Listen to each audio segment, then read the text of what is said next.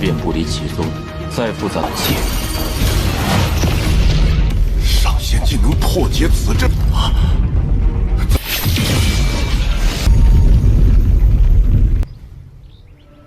请。此处的幽境，需要那护神阵法，幽灵失炼的关窍所在。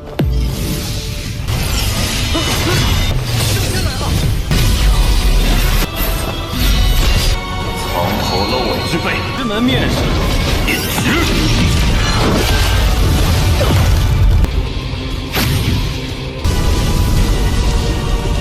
Halo kalian semua, selamat datang di channel Donghua Master. Bagaimana kabar kalian semua? Mimin harap kalian semua baik-baik saja. Dan pada video kali ini kita akan melanjutkan alur cerita dari serial Donghua Rinnegan Immortal episode ke-110. Dan sebelum kita masuk ke cerita terbaru, mari kita sedikit mengingat cerita sebelumnya, yang dimana pada cerita sebelumnya Wali mengalahkan dua penetua dari sekte pedang Daluo, dan setelahnya Walin merebut akar emas dari pohon emas, yang akar emas tersebut dikonsumsi oleh binatang nyamuknya Walin, yang membuat binatang nyamuk akan segera berevolusi. Dan juga setelahnya Walin menyempurnakan tahapan pertama dari teknik pembantaian abadi. Dan setelah semuanya beres, Walin pun bersiap-siap untuk pergi ke tempat dari dunia Laut Timur, yaitu tempat misterius yang diduga sebagai tempat harta karun, karena Laut Timur tersebut yang menyedot harta karun setiap ia terbuka. Jadinya pun para kultivator berniat untuk pergi ke Laut Timur, yang singkatnya pun setelah Laut Timur terbuka, banyak harta karun disedot oleh Laut Timur tersebut. Dan setelahnya pun rombongan kultivator lainnya termasuk Walin, mereka memasuki Laut Timur. Dan itu merupakan inti cerita pada cerita sebelumnya. Kalau gitu pun sekarang langsung saja kita masuk ke bagian cerita terbaru. Cerita ini berlanjut dengan Walin yang telah sampai di tempat dari dunia kuno yang berada di dalam dari Laut Timur.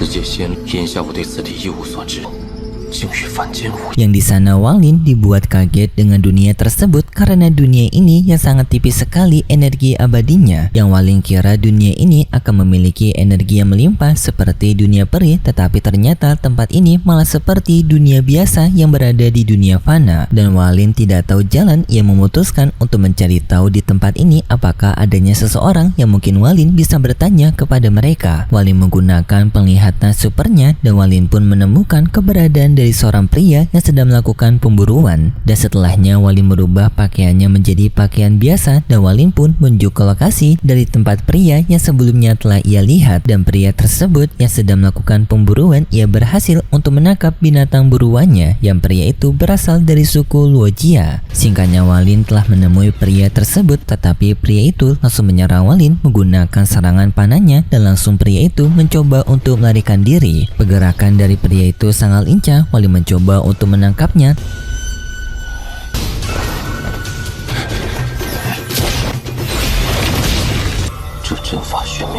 tetapi Walin gagal. Yang setelahnya pria itu tiba-tiba saja menghilang di dalam sebuah segel formasi, dan juga kekuatan Walin tidak mampu untuk menembus segel formasi tersebut. Dan di sini pun Walin penasaran dengan segel formasi ini. Walin duga segel formasi ini mirip dengan segel formasi yang telah dibentuk oleh aliansi kultivasi, dan Walin semakin penasaran mengenai segel formasi yang berada di hadapannya, karena Walin tahu segel formasi ini berasal dari era kuno. Dan tak lama kemudian anggota dari suku Luojia lainnya mereka langsung bermunculan dan mencoba untuk menyerang Walin. Tetapi dalam sekejap mata Walin dapat menangkap mereka semua, yang membuat mereka semua justru menjadi tawanan Walin. Walin pun ingin bertanya mengenai mereka untuk menanyakan informasi, tetapi mereka tidak mau untuk menjawab. Bahkan mereka berani untuk mengancam Walin dengan mengatakan bahwasanya mereka memiliki seorang anggota penetua yang bernama Ouyang yang dapat untuk mencelakakan Walin. Walin tidak takut dengan ancaman tersebut, ia justru berani untuk memprovokasi orang-orang yang menjadi pelindung dari suku Luojia ini. Walin menyuruh kepada orang yang bertanggung jawab dari suku Luojia untuk segera keluar. Dan tak lama kemudian Ouyang keluar dari sana dengan diselimuti oleh kabut berwarna merah.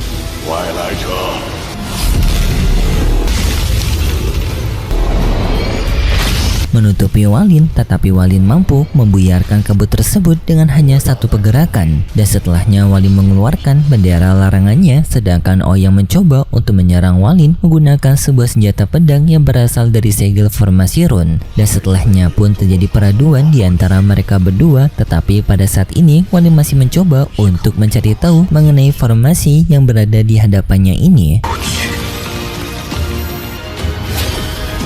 遍布离其中，再复杂的剑，上仙技能破解此阵啊！ Yang singkat cerita, Walin telah mengetahui struktur dari formasi itu dan Walin mengerti juga bagaimana cara untuk menghancurkannya. Yang di sana dengan Walin mampu memberi keretakan kepada formasi tersebut, yang hal itu pun seketika membuat anggota dari suku Yaojia bersama dengan penetua Ouyang menjadi sangat kaget karena Walin yang mengerti untuk menghancurkan formasi ini. Hal ini seketika membuat Ouyang menjadi sangat ketakutan dan Ouyang pun langsung meminta maaf kepada Walin dan meminta kepada Walin untuk tidak menghancurkan formasi ini karena Ouyang mengakui formasi ini merupakan formasi yang telah melindungi para anggota suku mereka. Walin merasa imbang dan Walin tidak jadi untuk menghancurkan formasi itu. Dan sebagai bentuk terima kasih dari anggota suku Lojia, penetua Ouyang mengajak kepada Walin untuk masuk ke dalam tempat dari suku mereka.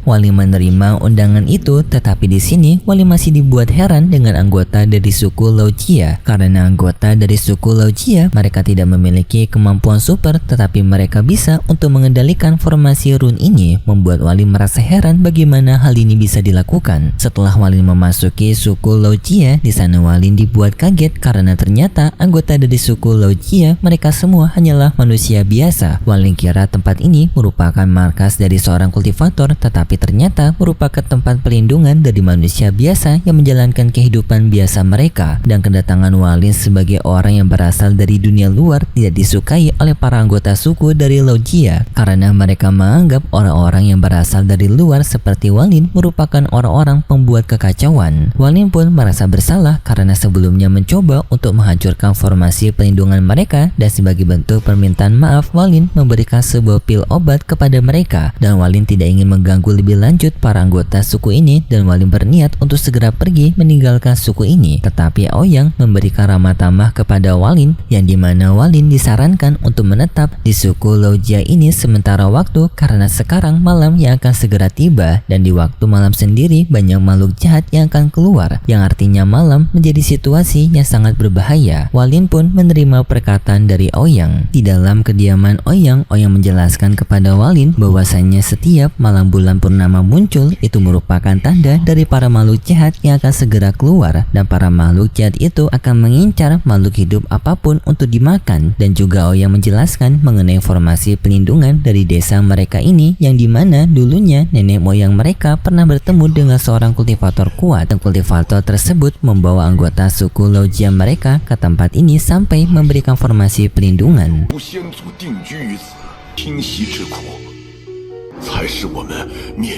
Dan di sana juga Ouyang menunjukkan wajah dari kultivator kuno itu, dan di sana pun Walin seperti mengenali pria tersebut karena pria itu wajahnya mirip dengan orang dari sekte Heng Yue yang bernama Huanglong. Tetapi Walin tidak yakin orang ini adalah Huanglong karena Huanglong sendiri ranahnya masih berada di tingkat pembangunan pondasi, tetapi pria yang membuat formasi ini kemungkinan telah berada jauh dari ranah tersebut. Jadinya Walin menduga kemungkinan besar orang ini bukan Huanglong, tetapi wajah mereka hanya mirip saja. Dan di sana Walin sadar bahwasanya suku Lojian juga memiliki harta yang sepertinya dilindungi oleh para anggota suku, karena sebelumnya penetua Ouyang yang sangat mencoba sekali untuk mengusir Walin. Walin pun bertanya harta apa yang dilindungi oleh Ouyang. Ouyang mengatakan bahwasanya harta itu merupakan harta yang sangat penting bagi suku mereka, dan sepertinya mereka tidak bisa untuk menyerahkan harta itu kepada Walin. Tetapi Ouyang akan mau untuk menunjukkannya kepada Walin jika Walin mau memberikan obat mujarab lainnya agar Ouyang bisa memulihkan kekuatannya lagi. Walin tanpa pikir panjang langsung menyerahkan banyak obat mujarab kepada Ouyang yang membuat Ouyang menjadi sangat senang karena Ouyang sendiri sulit untuk bisa menemukan obat seperti ini di dunia Laut Timur ini. Dan setelahnya pun Ouyang mengajak kepada Walin ke lokasi dari harta karun yang ia maksud. Singkatnya Ouyang menunjukkan harta tersebut yang merupakan sebuah kristal di menik baja yang dimana kristal ini berasal dari kekuatan jahat.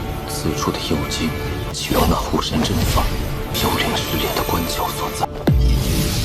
Walin tertarik dengan kristal tersebut dan Walin mencoba untuk melakukan pelatihan dan Walin meminta kepada Ouyang untuk membiarkan dirinya sendirian. Dan setelahnya pun Ouyang bersama dengan para anggota suku Lojia lainnya mereka berada di tempat penjagaan gerbang karena para makhluk jahat sekarang mereka semua telah bermunculan dan mencoba untuk menyebol formasi pelindungan dari suku Lojia mereka. Dan di sini Ouyang merasa sangat khawatir dan berharap kepada Walin jika segel formasi ini tidak mampu untuk menahan serangan dari para makhluk jahat, maka mungkin di sini mereka akan bisa mendapatkan bantuan dari Walin untuk menghadapi situasi ini. Sayangnya segel formasi dari suku Lojia tidak bisa bertahan lama yang membuat segel formasi itu hancur dan para makhluk jahat pun bisa memasuki suku Lojia dan di sana mereka langsung menghabisi para anggota suku yang para anggota suku mereka sama sekali tidak bisa melawan. Dan di saat mereka yang sedang terpojok untungnya Walin muncul memberikan pertolongan.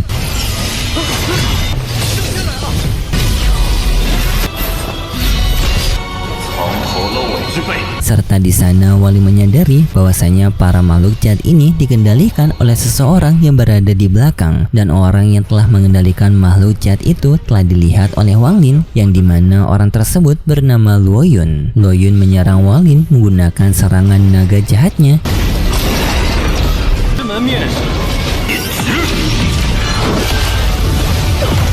Yang di sana Walin dapat menghancurkan serangan tersebut dengan jari kematiannya yang sampai membuat Luoyun terpental. Dan di sini pun Luoyun menyadari mengenai Walin yang merupakan murid dari Tianyuzi ke-7 karena ia juga telah mengetahui murid baru dari Tianyuzi menguasai sebuah teknik penyerangan yang berasal dari jari kematian. Dan Luoyun menyadari bahwasanya orang tersebut adalah orang yang sekarang berada di hadapannya. Luoyun masih mencoba untuk melawan dengan ia menggunakan teknik terlarang, yaitu dengan ia menggunakan wujud raksasa dari para makhluk jahat yang berasal dari kekuatan jiwa.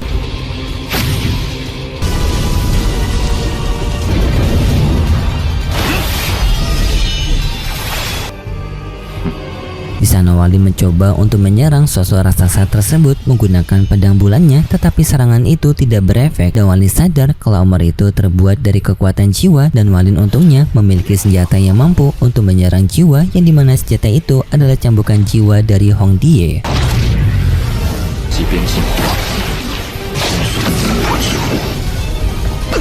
Yang dengan cabukan tersebut Walin dapat menyerang Luoyun yang membuat Luoyun pada akhirnya langsung kembali ke wujud normalnya. Yang di sini Luoyun menjadi sangat kaget karena Walin memiliki senjata yang dapat menyerang jiwanya. Dan pada saat ini Luoyun juga berada di kondisi terluka dan Luoyun pun mencoba untuk melarikan diri. Tetapi Walin tidak membiarkan hal tersebut. Walin pun menyuruh kepada binatang kereta tempurnya menyerang Luoyun yang binatang kereta tempur bisa menggigit jiwanya Luoyun. Dan setelahnya Walin mengambil jiwanya Luoyun. Dan setelahnya Walin pun kembali ke tempat dari desa Lojia yang di sana para anggota desa berterima kasih kepada Walin karena telah menyelamatkan mereka. Walin tidak mempermasalahkan hal tersebut dan Walin ingin melakukan retreat kembali di belakang gunung. Dan setelahnya pun Walin pergi ke belakang gunung. Dan di sana Walin pun mencoba untuk mengotak-atik Luoyun yang di sana Luoyun sangat marah kepada Walin dan mengancam kepada Walin bahwasanya ia memiliki tuan yang dapat membalaskan dendamnya kepada Walin yang bahkan walaupun Walin memiliki background dari pelindungan Tianyuzi, hal itu tidak akan membuat tuannya takut kepada Walin. Tetapi Walin tidak peduli dengan ancaman tersebut dan Walin pun mencoba untuk melihat ingatan dari Luoyun.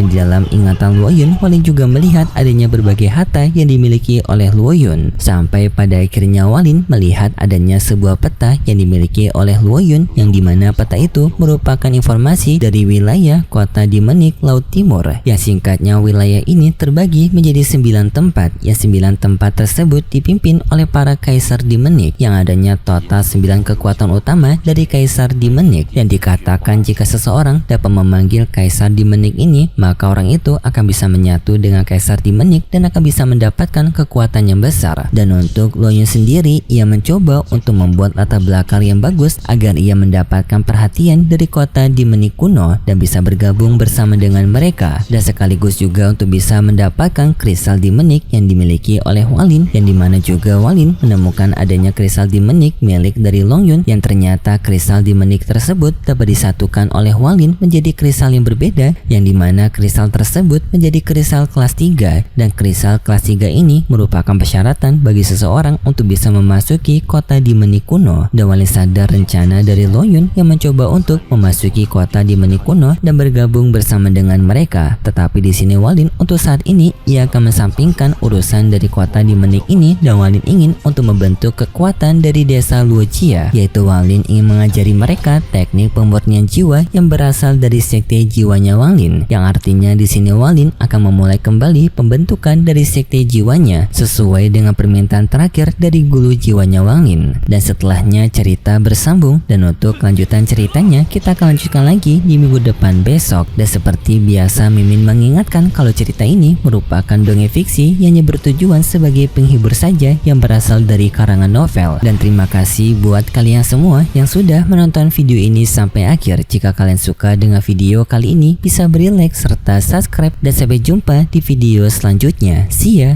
外来者